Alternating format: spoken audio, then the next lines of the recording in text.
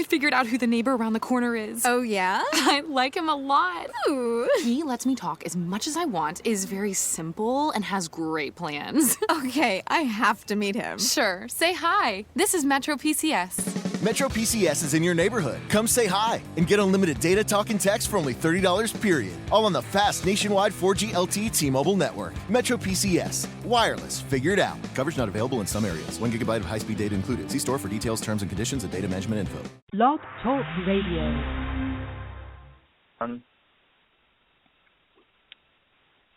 Hi, folks. It's Chris Daly. And along with my partner, Janice Maxwell, we always bring you interesting Jamaicans making a difference and an impact in the world. And do we have a great person for you tonight? We'll be dialoguing with Karl A. Mitchell. He was born in Jamaica, Kingston, Jamaica, and he's a historical novelist. This brother has lots of degrees. He has a bachelor's degree, 2 master's degree, and he's a doctoral candidate.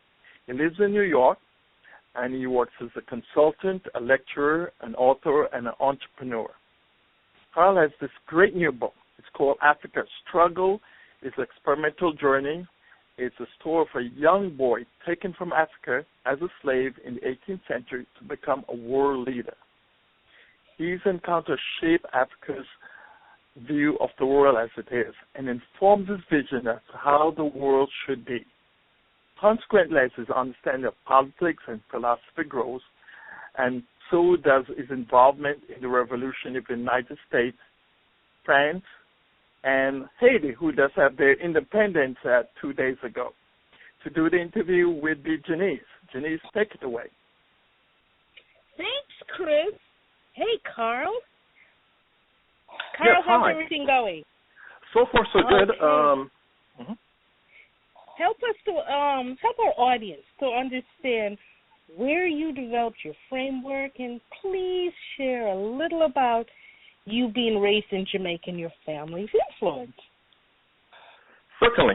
Well, I'm an 80s kid who was inspired by the Afrocentric currents overflowing the black consciousness during the mid to late 80s. As a 15-year-old, I wrote a short story for an English honors course at the illustrious Eastside High School, the same high school depicted in the classic film Lean on Me. The short story became my first chapter of the book in 2006 at the urging of colleagues. I had 9 more chapters to turn the short story into a novel. I decided to publish it in July 2015. As it pertains to being raised in Jamaica, I was born and raised in Kingston, Jamaica. However, I spent a pivotal 7 years with my paternal grandparents. The book is dedicated to them, the late Aston George Mitchell and the late Mary Louise Mitchell in Yorton, St. Catherine, from approximately 7 years old to approximately 14 years old. As it pertains to my family influence, I have to credit my paternal grandfather, whose paternal grandfather was born and raised as a Jamaican Maroon in Portland, Jamaica. Here's an anecdote. I have only seen my paternal grandfather cry thrice. The third time he cried when I was returning to Kingston to live with my reconciled parents. He didn't want me to leave his home. The second time he cried when my paternal grandmother was away, visiting my eldest paternal aunt for 6 months in the United States. The first time he cried was when he was watching Roots on television, and he was bitterly upset. He was angry, but he said not, if you know what I mean. I used to watch the Roots series at his feet. I still wonder how his time living in New Mexico, USA for 10 years in the early 20th century shaped his view of Roots. That's interesting. Your rich diversity in business world would seem to eclipse your writing. How do you discover and develop this gift? I've been writing since I was 15 years old. I'm also a published poet, and I have won a few literary awards since I was 15 years old also. Let's see.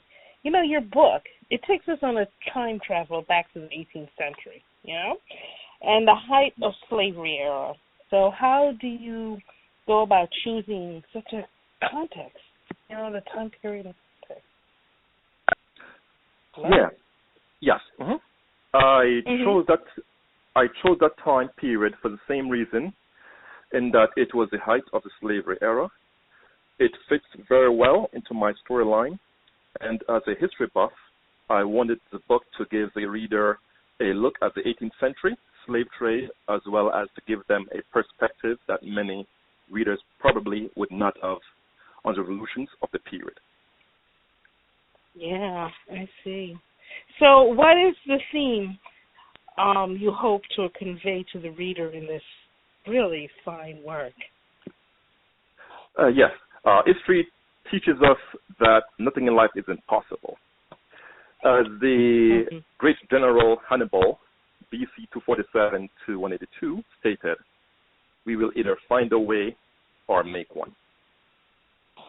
Quite true, especially coming from an immigrant perspective. We get an opportunity, we're going to create something out of it. The book opens with sibling rivalry. Was that the tone of the book? And how would it end in rivalry, like race, family, country?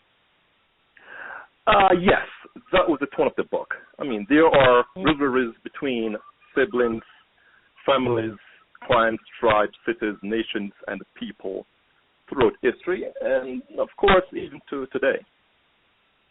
Yeah.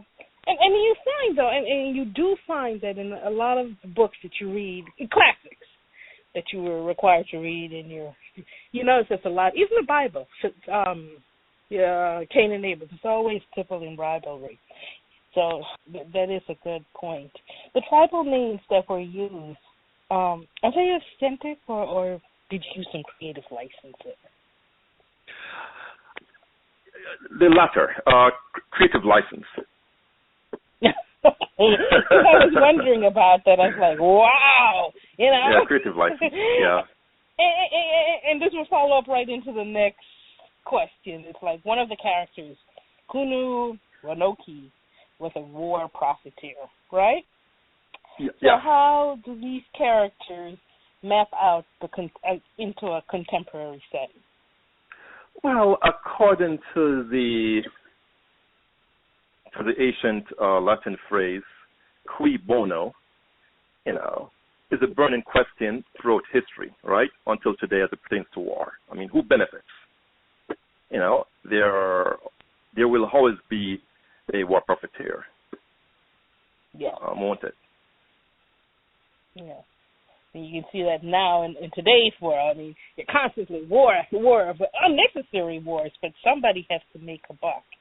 And there's a lot of money to be made in war. People just don't realize, the bankers and the people who are promoting war realize that, There's a lot of creative license, okay? And I remember when I read this, I just started laughing, right? Because I saw the name Clarence Thomas Eliot. And I'm like, what?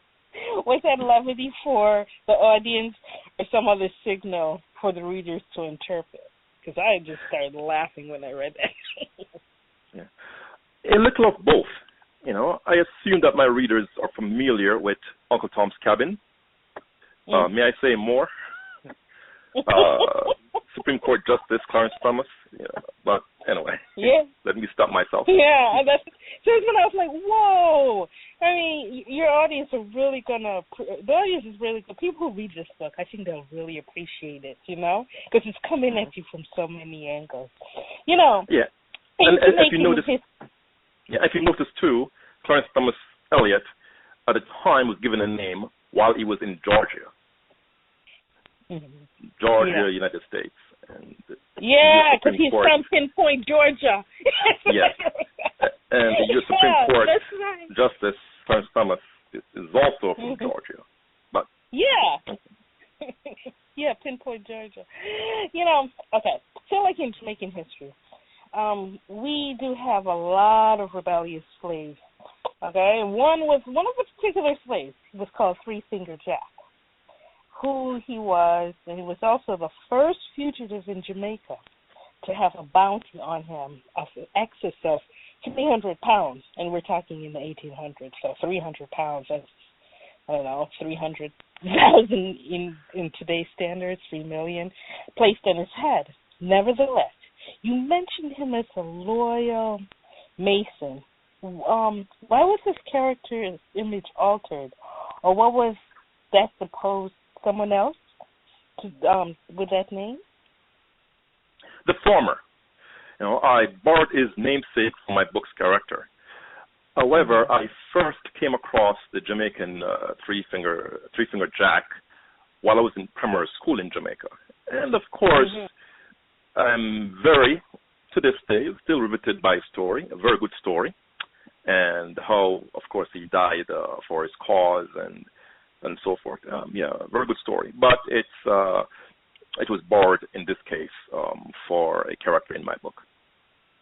Oh, okay. I was curious about that. Do you see it being a sequel? This is a very good question. No. Currently, I'm working hard on putting Africa's struggle as experiential journey on film, as the saying goes, in a theater near you. I'm already playing. I'm already playing the soundtrack album in my head, actually.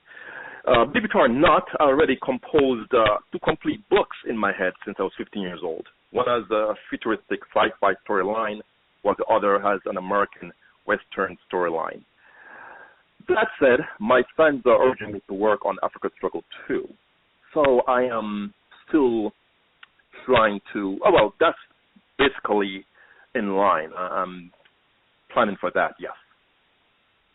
Wow. So how can one get a copy of your fine work? Please visit www.karl-mitchell.com for updates on my book. You will be able to purchase its print copy, digital copy, and audio copy. Check out the audio sample via said website.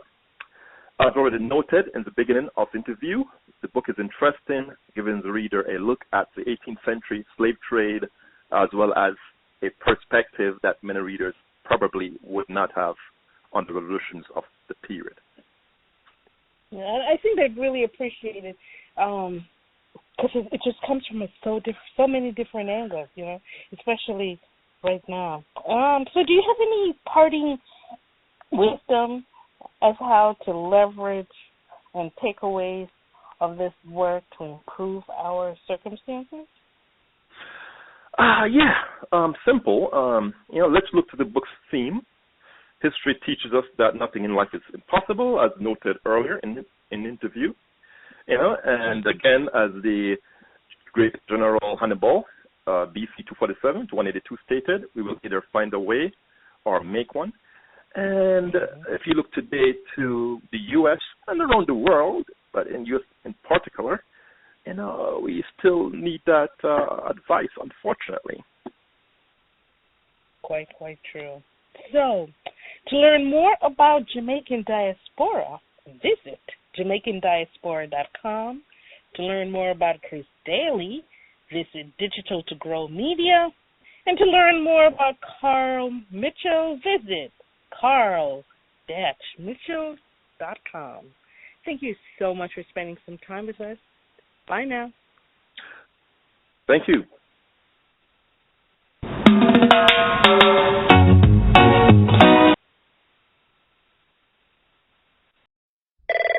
Fashion emergency hotline. Help! My mom doesn't think I need to go back to school. You have to go to school. It's the law. You didn't let me finish. She doesn't think I need to go back to school shopping. That should be a law. Go to Old Navy. You'll be voted best dressed before school even starts. Old Navy? Yes. Right now, kids' clothes are up to 60% off. 60% off? Yeah. The hallway will be your runway. They have awesome graphic tees, colorful active gear, and jeans start at just $10. Now you're talking. Thank you. Don't thank me. Thank Old Navy. Valid 7/28 to 9/2. Select styles only. I figured out who the neighbor around the corner is. Oh, yeah? I like him a lot. Ooh. He lets me talk as much as I want, is very simple, and has great plans. Okay, I have to meet him. Sure. Say hi. This is Metro PCS. Metro PCS is in your neighborhood. Come say hi and get unlimited data, talk, and text for only $30 period. All on the fast nationwide 4G LTE T-Mobile network. Metro PCS. Wireless. Figure it out. Coverage not available in some areas. 1 gigabyte of high-speed data included. See store for details, terms, and conditions, and data management info.